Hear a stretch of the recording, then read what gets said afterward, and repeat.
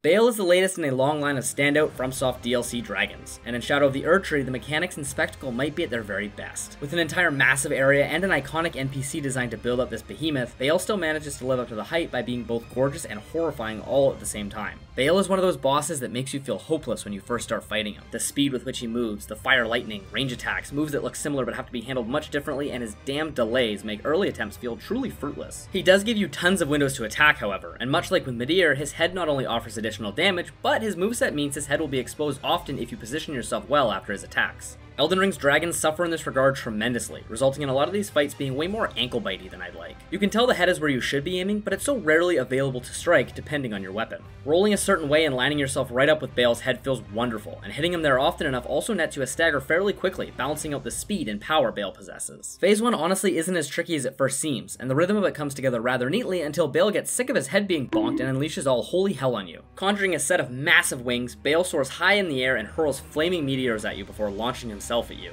The biggest difference in the second phase is the shockwaves that follow the majority of his attacks, upping the spectacle and difficulty, but not oppressively so. A simple additional roll takes care of most of them, and the window to punish lingers more than long enough for you to still deal damage. He gains a few new attacks and combo extenders, his most deadly being the one where he flies back into the sky and unleashes two massive flaming lightning attacks. It's the way the fire hits the ground and spreads towards you that makes the dodge timing so difficult, but it never felt overly unfair to me once I figured out how to handle it. His design is immaculate, and the attention to detail on him rivals any boss in the entire franchise. Having narrowly survived a massive lore-important fight with the one and only Dragon Lord Placidusax, both creatures hobbled away with massive injuries. Placidusax lost two of his heads in this fight, both still visible on Bayle's body, and Bayle's wings got chopped to shit and he lost his leg. The colors, the OST, the arena, the build-up, the moveset, this fight has everything you could ever hope for, and it even has some unique things going for it. And yeah, can you believe we've made it this far into the video without really discussing Egon? He acts as the first instance we learn of Bayle, screaming and writhing in pain after a fight with the dreaded dragon, who also is technically the father of all drakes. So dragon, drake, wyvern, worm. The etymology of most of these terms still relate to dragon, so we'll just keep calling him a dragon.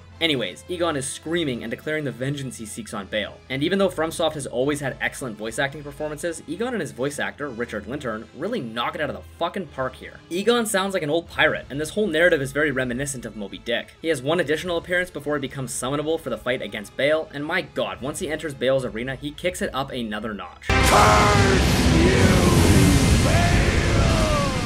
Immediately, this makes me think of Bloodborne and the Cleric Beast. The OST from that fight is one of my all-time favorites, but when you listen to it on its own, something seems to be missing.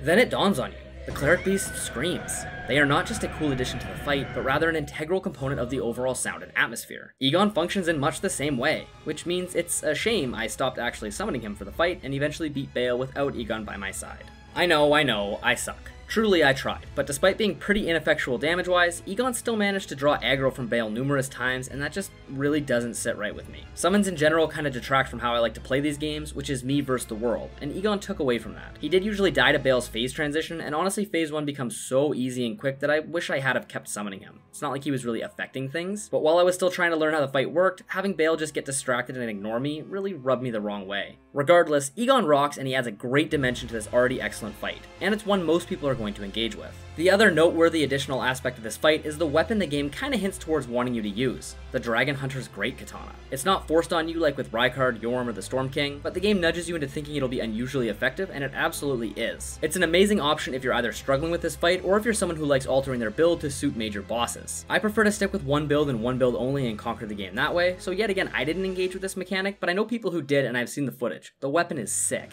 Back to Bayle himself, and I really can't sing his praises enough. Though I think one, maybe two bosses from this DLC may be more to my liking, I have an insanely tough time trying to think of what Bayle might be missing. Don't you say legs! Aside from both legs. Is it the best dragon fight in the entire series? Well, it's undoubtedly up there, but let me know what you think in the comments below. And make sure to subscribe while you're there if you like this kind of stuff and want to help support the channel. There were two fights I saw constant hype around while I was progressing through the early parts of Shadow of the Erdtree. One of them was Bayle, and boy oh boy did he ever deliver. The other one, however, my thoughts are a bit more mixed on.